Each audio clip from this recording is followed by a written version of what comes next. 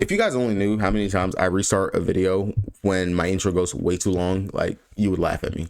What's going on, everybody? It's your boys over No Days Off DFS here to bring you that WNBA slate breakdown for the 5-game WNBA slate. Big slate. And I mean, I feel kind of lost this week for the fact of it's like game, no game, game, no games. Like, I'm not going to complain about it because after the 4th of July, Saturday, Sunday, Monday, Tuesday, like we have a whole like week and some change of nothing but straight up games. And they're not 1-game slates either. So grateful. Thank you.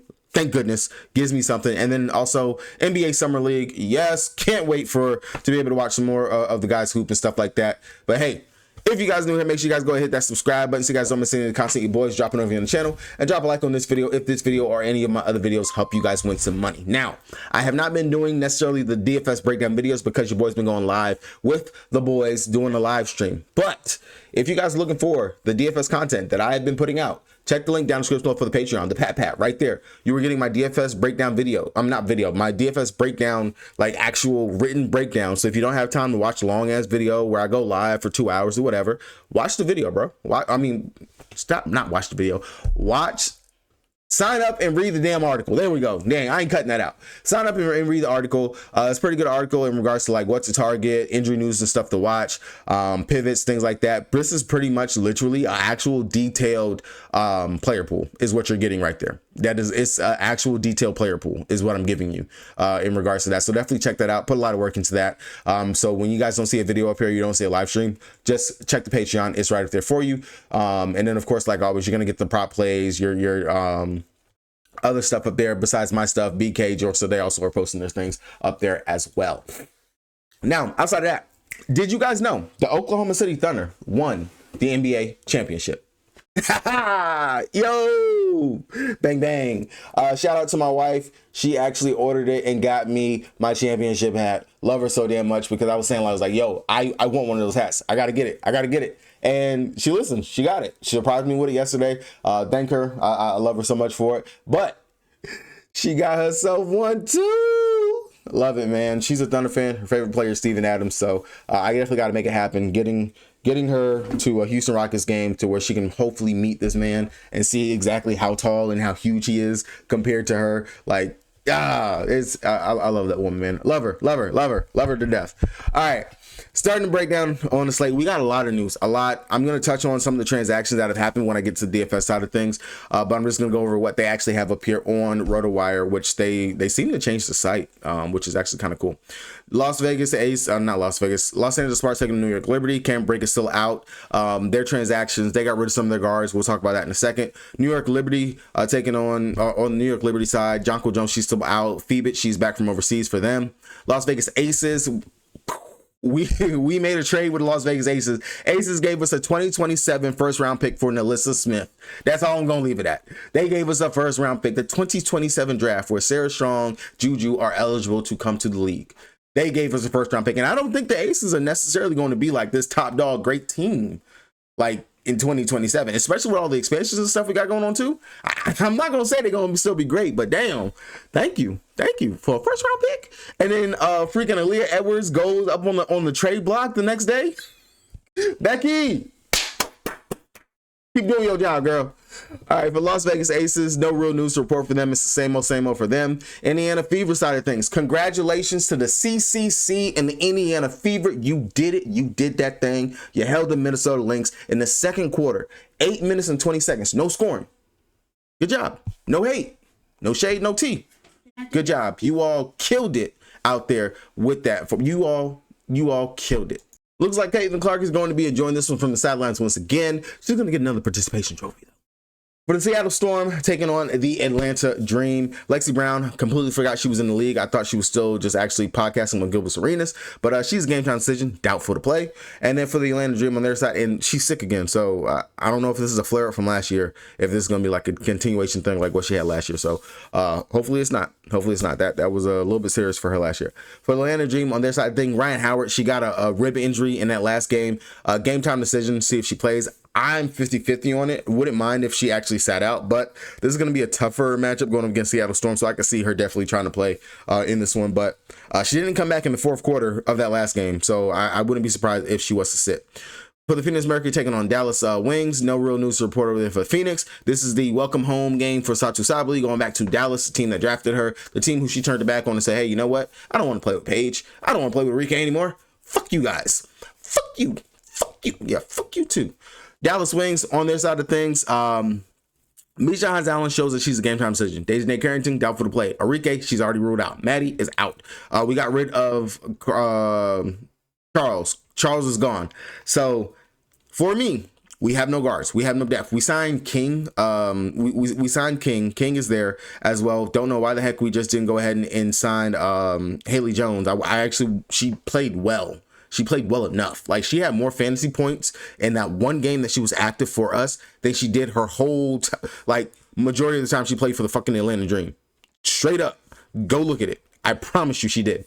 But I think Misha Hines-Allen is going to be active. Like, we only have 7 players right now without Misha. They're going to activate her. Unless you see in the transactions later on that we signed someone else to a hardship deal or some shit, Misha Hines-Allen is playing. Russia misses taking on the losers of the Commissioner Cup, the Minnesota Lynx. Shook Sutton, game time decision, legit game time decision. Hopefully we'll have that news before too long. And then for the Minnesota Lynx on their side, no news to report over there as well. Head on over to DraftKings, the site to play the most on the site. If you guys don't got an account, you want one, check the link down in the description below so you guys get that deposit match bonus and join your boy over here on the King. Now, this is 25K to first over here in this contest. This is the $20 entries. And then there is also a $5 entry where you can get 10K to first. So definitely, if you don't want to play for the $20, boy, go ahead and toss it into the little $5 over there and probably win 10K. Las Vegas Aces on their side of things taking on the Fever.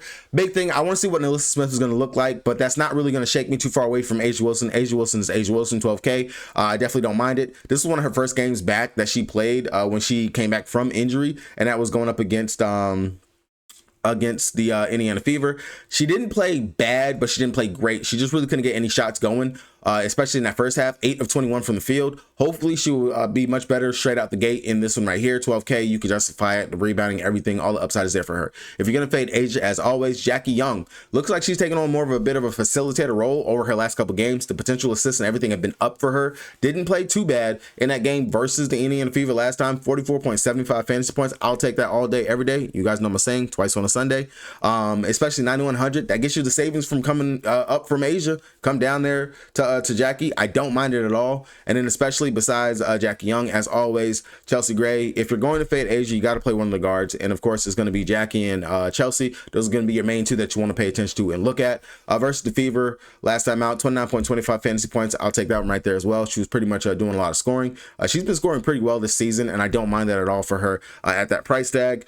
Jewel Lloyd, that's the wild card GPP option. I think out of everybody, especially if NaLyssa Smith was to possibly get the start, Jewel probably would be the one hurt because NaLyssa will jack up some shots and she will take some shots. So maybe that'll take some shots out of Jewel Lloyd's hand. And that's what I'm saying. I do think that the assist upside will be there even better for Jackie Young and Chelsea Gray to actually be able to convert on those assists. Everyone else over here, I'm not touching them. Don't really want to mess with them. Nah, that's way too expensive for a play like that, especially when I got some value over there on Dallas for the players and stuff that they have on today's slate. Going on over to the other side, the Indiana Fever. Natasha Howard somehow has turned back the clock and looked like an MVP candidate all of a sudden. She's playing phenomenal. I do remember at the start of the season, she did say that her goal was to be MVP. So maybe she's finally woken up and she's taking that to heart. Now, main thing over here, of course, Ari McDonald, 6,500. We know she's going to start. We know she's going to play those minutes. They've been showing that to us the last couple games. 25 minutes last time out. She did not play in the game going up against the Aces, but she's going to be an undersized guard. That's why I do like the upside for Chelsea Gray as well, because Ari McDonald's like 5'9", 5'10" maybe. But undersized guards, Chelsea Gray, she gonna back it down. She gonna back it. She gonna thump. She gonna back it down. So definitely. I don't mind Ari. I do think that her quickness, it'll be able to help her. She's pretty handsy. She can go out there and get those steals and stuff like that. And you kind of can't beat that 6,500 price tag right there for her. But definitely just questionable in regards to how much stock do you want to put into Ari McDonald. Flip side of things, Natasha Howard, like I said, she's been playing like an MVP candidate, just doing her thing. 30 minutes finally over her last couple games. Last time versus the Aces, 24 minutes, really didn't do too much. If you believe in the hype, you definitely can't go there. 8,400, I don't think it's going to hurt you or kill you, especially if everyone is actually becoming hyped to what Natasha Howard is actually doing over these last couple games. They're playing through her. They're making Boston actually play out on the perimeter. They're pulling it out of the paint. So Natasha Howard pretty much is getting those backdoor cuts. She's getting the rebounds. She's doing a lot more, and she's actually working in space. Less room for you to be able to collapse on her and things of that nature. She's getting those crazy, weird mid-range shots, getting to the basket, all that. So that's why her upside is there. That's why I don't necessarily like Boston too much. I understand that she popped off in that Commissioner's Cup game. 33 minutes, she went out there and she had 41.75 fantasy points. But I still feel like Boston, without Clark, you can't get the entry pass to her, right? Ari, she can only do oh so much. Same thing with Kelsey Mitchell.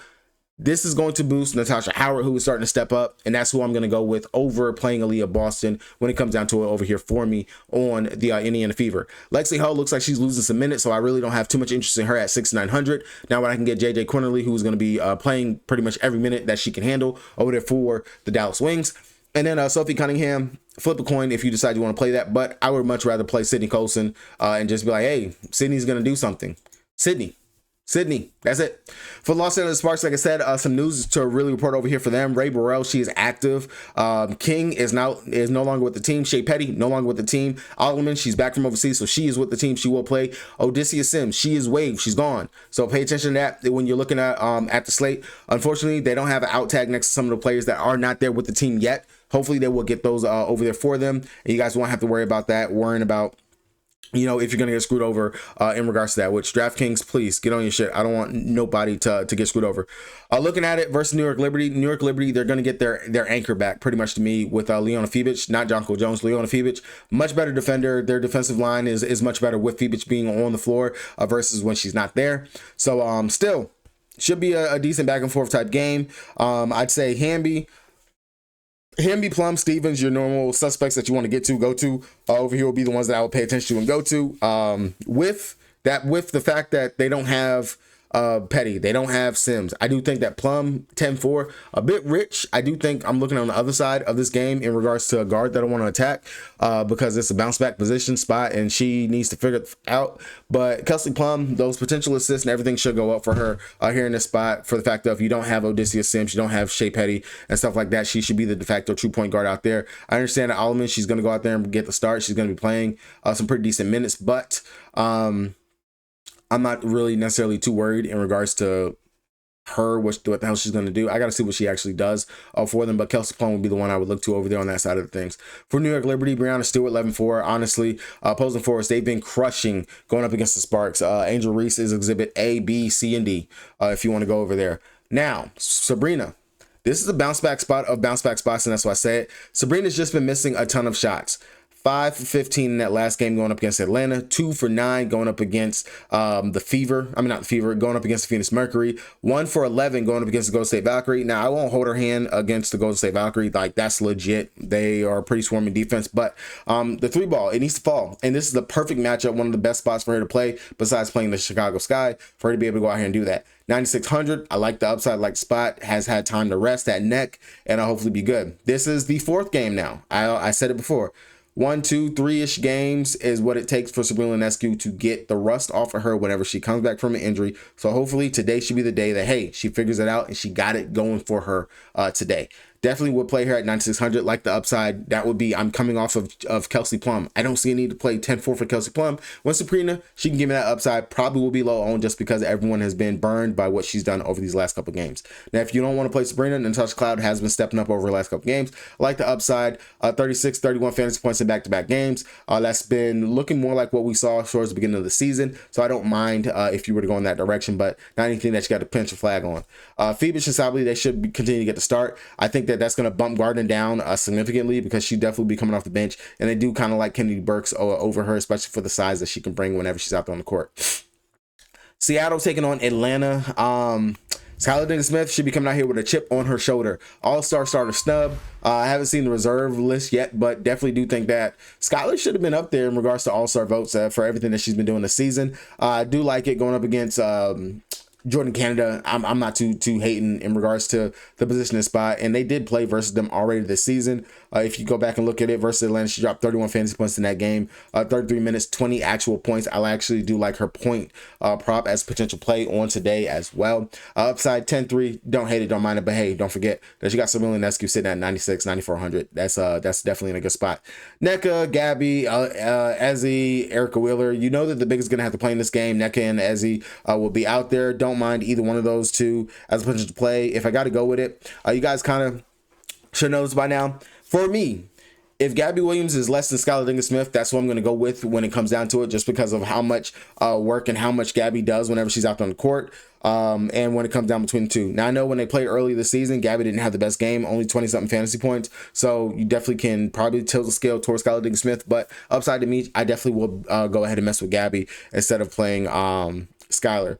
Ezzy, this is one of those games where she probably get those blocks and stuff like that, especially because Brianna Jones not going to necessarily stretch the floor. Definitely going to be trying to get those buckets at the rim. Block upside is going to be there for Ezzy, 7,600. I would take a stab right there. Clark, Malonga, Cook, not really looking to take anything over there. On the Atlanta side of things, if Ryan Howard is out, that's going to be a boost to Alicia Gray for her RA stats, her assists, her rebounds. Both those things will be there. And I think you're going to have to see Canada actually play 30+ minutes like what she's done over the last couple games and looked phenomenal. She's actually looked good her last 2 games. Like the upside for her, she did not play in the game versus Seattle early this season. And if you guys don't know, this is her very first team. This is like her actual first team that she played for when she was in the W. It was the Seattle Storm. Over there with Sue Bird and all that. So definitely Sue Bird, Drew Lloyd. Yeah, Canada was over there. Canada was there with them. If you only remember her when she was on the Sparks, you're wrong. You're wrong. Canada used to play for Seattle as well. So Jordan Canada, 7,800. I do like the upside. I do like the spot, especially if Ryan Howard misses. That's going to be too hard to pass upon right there for me. And then I will say Brittany Griner, while they are getting her the looks, they are getting her the touches, she's still kind of capped in regards to what she's doing for us. 7,100. Flip a coin. But no, no for me. It's a no for me, dog. I would much rather play Lee Uri on a depleted Dallas team who has a decent matchup where opposing bigs have actually done pretty well versus Phoenix. But Brianna Jones, 8,900. Her consistency is what continues to stick out for me. And if Ryan is out, it's also a boost for Brianna Jones as well, especially because they're going to need her scoring and her rebounding will be there and everything for her as well. So I do like the upside for Brianna Jones if Ryan misses. If Ryan is back, it kind of just duds everyone else, but you got to wonder how sturdy is that rib, how sturdy is that padding going to be for her, and how much use is she going to actually have. So that's what it's going to be right there for me. If Ryan Howard's going to be out, I imagine we will see a boost for like Pow, Hillman, Coffee, the typical thing over there for them. Phoenix Mercury taking on my Dallas Wings. Alyssa Thomas, Satu Sabali, like no-brainers over there. Satu going back home for Dallas, so you could probably imagine that. I'm not going to say revenge narrative, but, you know, want to play well back in front of her, like, original fans and stuff like that. I could definitely see her going out here wanting to have a big game, 100%. But I will say Alyssa Thomas, don't be fooled by Dallas's defense. Like, to start the season, we've been much better in regards to like collapsing on the big in the paint and all those other things. Now, I'm not going to say that Alyssa Thomas still can't go out here and have a huge game versus us. She only played 24 minutes in that first game versus us early this season, 35 fantasy points in that one. Imagine if she was actually play her 30+ minutes. Like, imagine what she probably would have had like 45, 46, 47 fantasy points. 11-2, I don't mind it, but I will say I will tilt my hat to Satu because she can rebound. She can go out there and score. She can go out there and possibly knock down those 3-point shots. She's been shooting on these goals for a long time. So definitely don't mind Satu over Alyssa Thomas, especially because of the 1,100 savings that you get right here. And then outside of that, Clea Copper, she's going to eventually have a big game. Eventually, they will take off they have taken off the minutes cap for her. So, I mean, this is just Satu's spot is where I kind of look at that right there. Sammy Whitcomb, the price has come up a bit too much for someone that's playing off the bench. I understand she's playing in minutes, but I'm not going to pay that for Satu. I'm not going to play that for Sammy. Everyone else over here, not going to worry about them at all.